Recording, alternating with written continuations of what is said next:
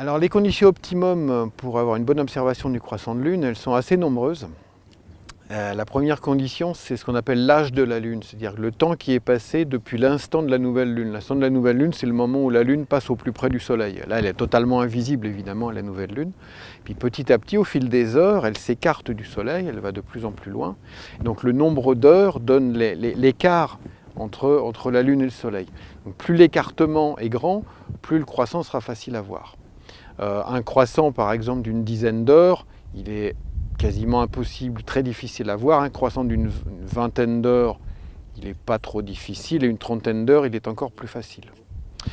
La deuxième condition, c'est l'angle que fait la ligne qui joint le soleil et la lune.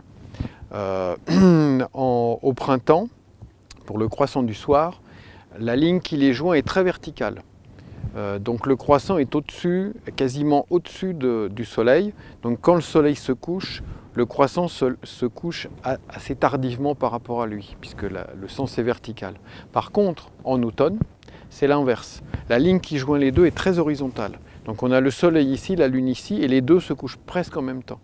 Donc le croissant est à âge égal, à âge de croissant égal, il est beaucoup plus difficile à voir en automne qu'au printemps.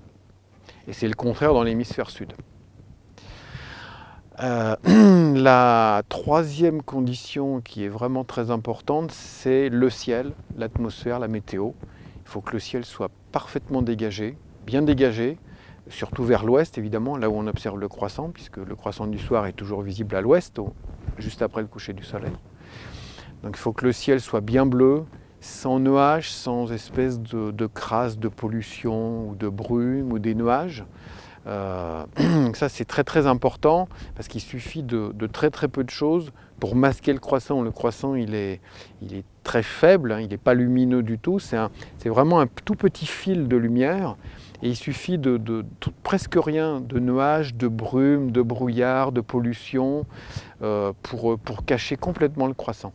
Donc c'est vraiment, ça va faire une grosse différence entre un lieu, par exemple un lieu en haute montagne où le ciel est très pur, très bleu, où on va bien voir le croissant, et un lieu dans un fond d'une vallée avec de la pollution et de l'humidité, où là, on ne le verra pas.